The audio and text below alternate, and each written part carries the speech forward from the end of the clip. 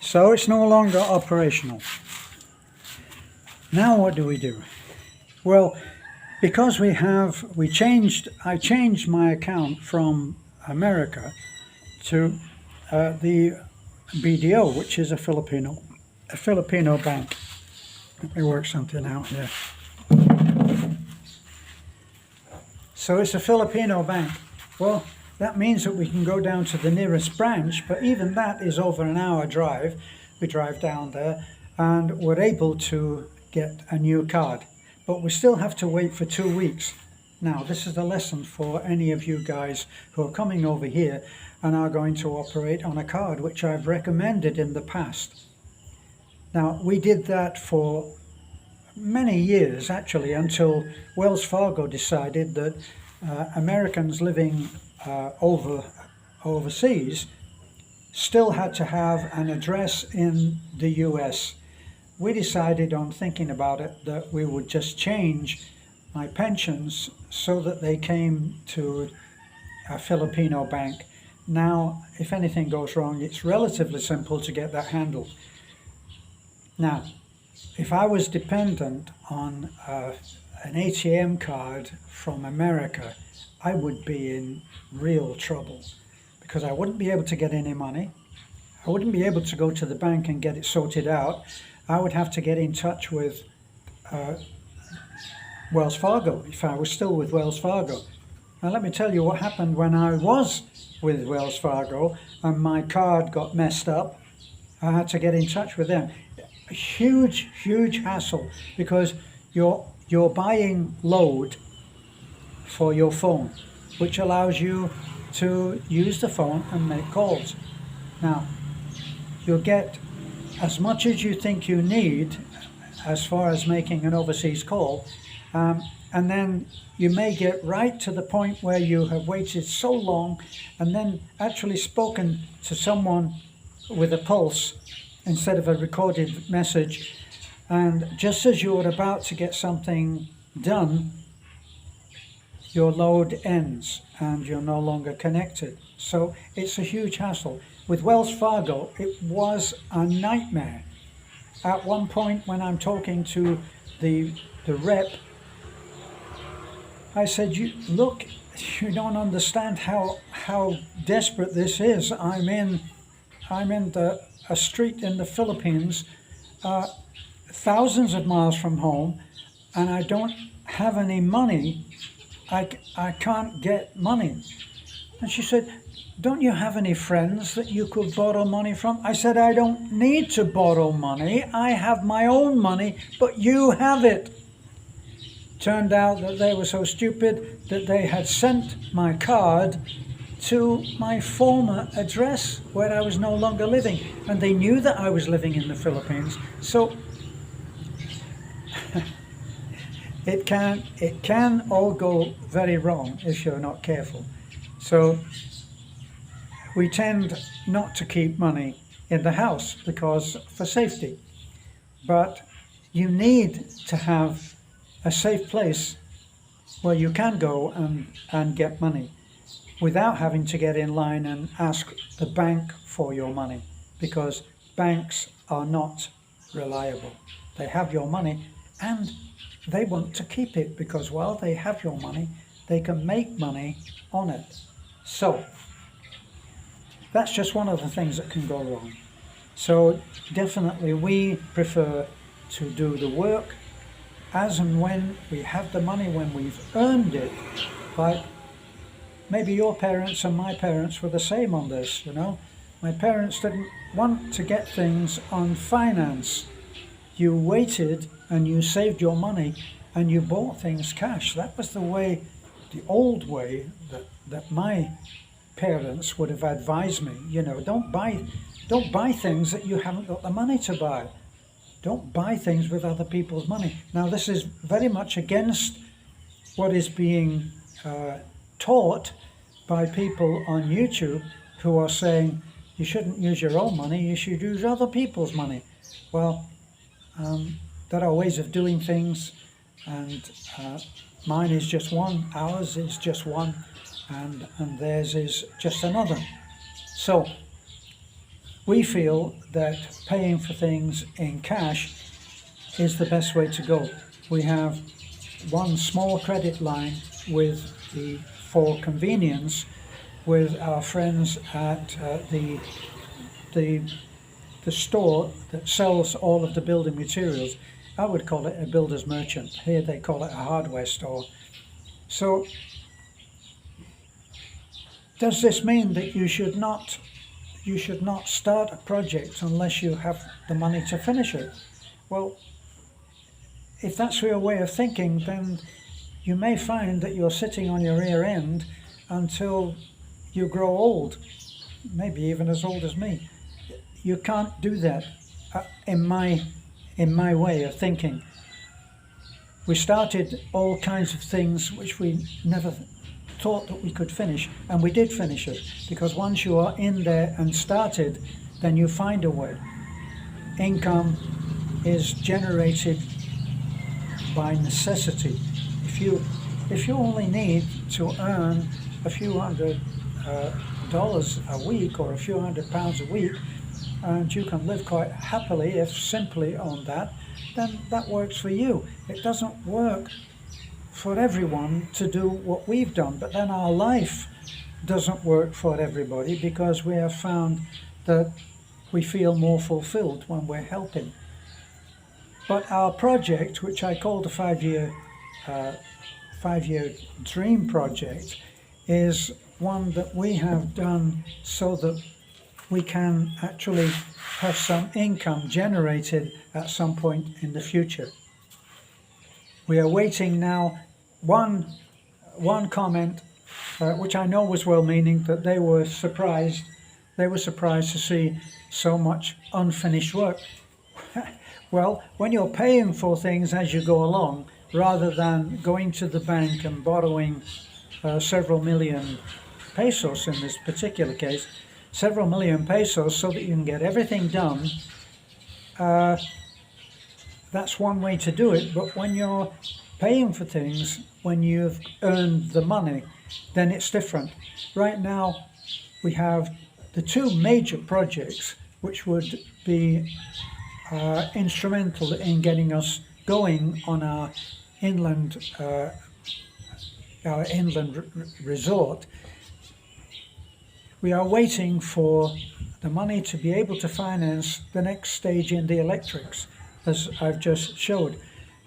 We also need to go on and get the money to finance the money, and we never ever ask anybody to give us anything, because we have done very, very well in working the way that we have. When we've got the money, we spend it, and we invest our money in our projects. And our projects in this particular case are to get our inland resort up and running. It will take time, but that's why I call it a 5-year project, and that's okay with us. Meantime, if you look at what is impossible, then you'll never get here. If you're a foreigner and you're looking at me talking now from the Philippines, and if you're thinking, I would like to do that, but, and if you have a but there, you need to get rid of that but, otherwise you'll be sitting on your other but for the rest of your life. If you are thinking that age is an impediment, that it's going to stop you from doing it, bearing this in mind. And it's not about bragging, it's about being afraid to do something and still doing it, still going ahead, and even though you're afraid, you go ahead and do it. I started building our house single-handed when I was 74. Was I scared? Yes. Was I scared when I was 75, getting up onto the roof of a 2-story house with no scaffolding? Yes, I was. As you can see, it all went quite well. I did have one accident while I was building our house, and I broke a collarbone, and I took some time off, and it repaired, I can still feel the point where it broke. I never went to a doctor. I just strapped myself up for a little while until I spoke to an old lady who we laughingly call, but with respect, we call them witch doctors.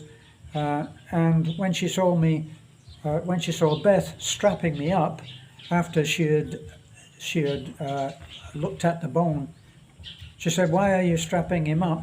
And Beth said, "Well, that's the way they do it, isn't it? They immobilize it." Says, "No, that's not the way that you do it. He should be exercising." Didn't seem real to me until I spoke to an Aussie friend who confirmed that that's what they do in Australia. A collarbone, break on the collarbone is a very common thing, and for highly paid sportsmen, they need to get back on the field. So they don't strap themselves up, apparently, and they get well very quickly. Probably they have very, very highly skilled people to help them to do this. So when I started to build the house, they said, you can't do that. You can't do that by yourself. My brother-in-law said, "Well, how will you put the walls up?" But I decided that I would build it in metal stud. They said, "You can't do that."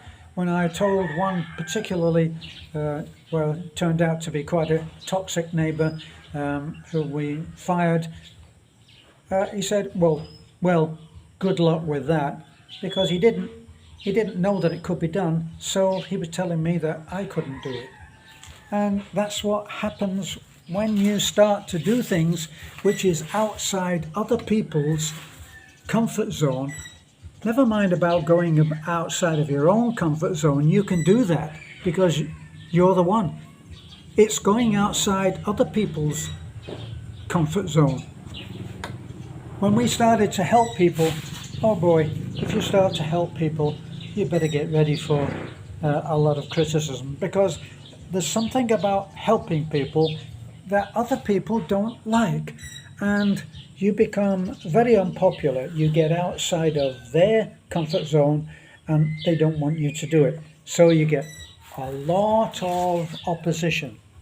But you get a lot of opposition anytime that you try to do something that other people don't think can be done. Why don't they think it can be done? The answer that comes to mind for me is that they can't do it themselves.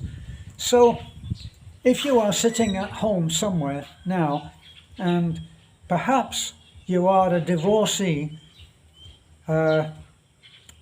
and you may have lost quite a lot in that divorce, if you're American especially, and you're sitting there thinking that life really sucks. Well, I'm betting that you're probably right. Life does really suck.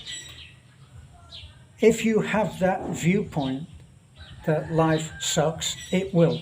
I used to know a friend in Florida, and his favorite saying was, "People suck." And you know what?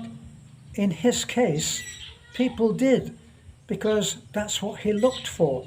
That's what was possible for him. So people sucked, and the people he met did suck. So he was right. And of course, we all want to be right, don't we? So when I came to the Philippines, I'd lost everything. As some people would have said, I didn't have any arse in my trousers, because I didn't have very much. I had 2 modest pensions, which when I met with Beth, I said, "I don't have any money. I have 2 modest pensions which we can live on, if we live modestly." And that was something that she accepted. Probably not because I was so good looking. But anyway, we made a life. People said that wouldn't work either, because, and even I agreed when I first saw her. I said, "She's too young." And she looked at me and she said, "He's too old." That was when I was 74. So, at all stages of your life, if you're going to try to do anything, people are going to oppose you. As soon as you go out onto the field to play the game, there will be people who will oppose you. When I came here, I said there was a brook. It just had a few stones, a few brown stones, river stones down there, which you had to try to walk across, and which you couldn't if it had been raining very heavily. I said, we need a bridge. You can't buy. How can you build a bridge? Well, we can build a bridge. You can't build a house. Well, we did build a house. You can't make a road, but we did make a road, right? And then how can you help other people when you haven't got it yourself? But we did help other people. Now, all of this at an age when most people have given up. Now, when I go to Tagbilaran, I see lots of guys who look in their 60s or possibly 70s, and they're pushing a stroller and they've got a child. It may not be what you want or I want, but it's their other chance. When I came, I'd lost my parents, I'd lost my brother, I'd lost my sister, all of my family. I've outlived all of my family. They all died in their 70s. My brother died when he was 50. So I've lost everybody. Lost my marriage when I was in Florida, lost my house, lost the work, died, and I sold what I had and came over, and the haters make a lot of this. Well, he only came over with $2,000. He only had $2,000. I mean, how could he do what he's done? Well, we've done what we've done by taking chances. And if you don't take any chances, you'll never find out what you're really capable of doing. It just won't happen. If you're afraid that you're going to fall, you'll go and you'll tread so carefully. Oh, one thing's for sure, you bloody well will fall. And if you're afraid that you're going to get sick, you'll probably get sick. What I'm saying won't work for everybody. But if you're there and your life sucks, then get up and do something about it. Just because you're 60 or 65 or whatever doesn't mean that life is over. Now, right now, I do things, and I'm no different to you, right? I'm not some special guy. I'm not super strong. I'm not super fit. I'm not super anything. I'm just willing to take a chance. It just happens I also have met and married a young woman who also believes in taking chances. And so what do we get if we take chances? Well, that's our project in the background. Were we scared when we took? We never thought that we would do that. We just took the first step.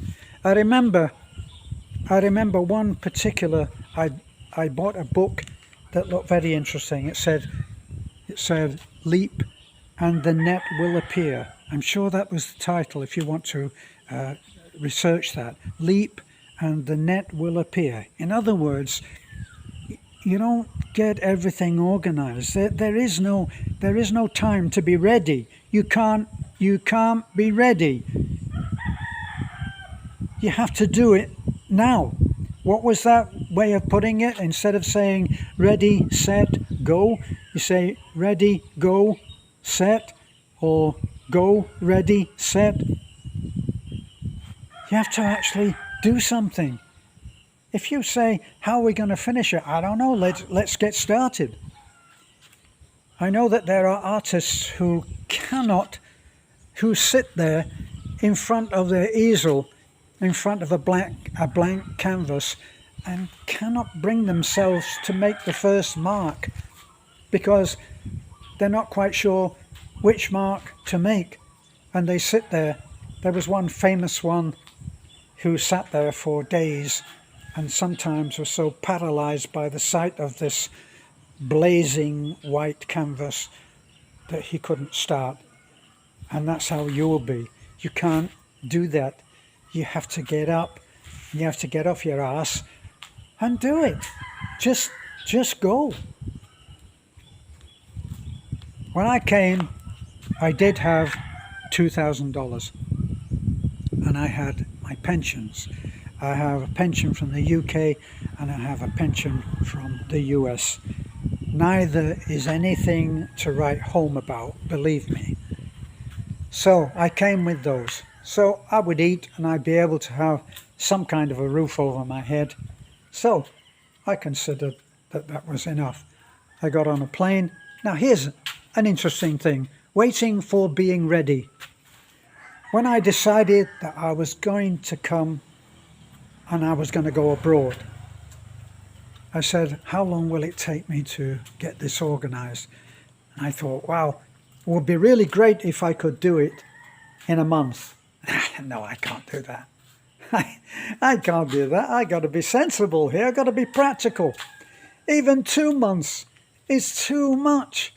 How can I possibly get everything handled in 2 months? But I decided to be adventurous. 1 month was out of the question, just impossible. So I booked a ticket for the Philippines for 2 months' time. And then I sat down and I didn't do anything for a month. And then when there was only a month to go, I got off my butt and I got everything organized in a month, and I did it and I came. So in other words, I could have done that in a month and left in a month, which is what I wanted to do. So, impossible? No. Impossible just takes a little bit longer. It being hard takes time.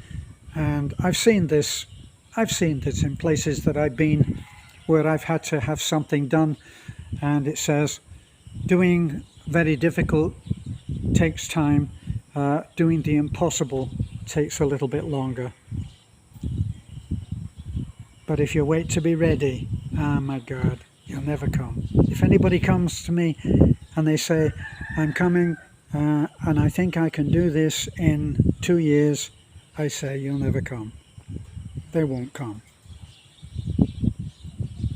One man who, very accomplished, good businessman, very clever, politically aware, a savvy guy, an American, and he told me his plan. When I come, I will have a minimum of a certain amount of, I don't know, 3 or 4 hectares. There'll be no hens, no chickens. I don't like listening to the cockerels going. I don't want any of that. There'll be no dogs. I'll have only 2 dogs which will be trained by me, and I will have a bulletproof car. And he's not coming, and he was never really ever going to come, because he would come and he would want an American Philippines, as would be people who come from the UK. They want a UK Philippines. The Philippines is Filipino, and you're not going to change it. What you can do is you can come and you can start again and have a new life. And will it be perfect? No. There'll be all kinds of things that they do wrong. They don't do like Americans. Why don't they do it like Americans? I've just had a friend saying he tried to book in advance to go on a boat, and he can't book in advance. He said, but how can you operate like that? Well, you can. You just have to be in the Philippines. It's first come, first served. Even if you go to see a specialist for some ailment that you have, it's first come, first served.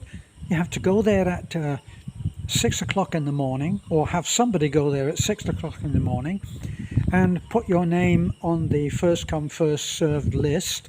Then the specialist will probably come at, I don't know, around 9 o'clock. So you get there at 6 and you sit there and wait with everybody else, and when your turn comes, when your number is up, you can go in. First come, first served. That's the Filipino way. Well, I've wandered away from the subject, but basically it is that if you wait until you're ready, I won't hold my breath on you coming. So that's it for me. A lot of waffling, I know, but that's what I do. Thank you for listening if you've managed to stay to the end. If you're thinking about doing it, do it.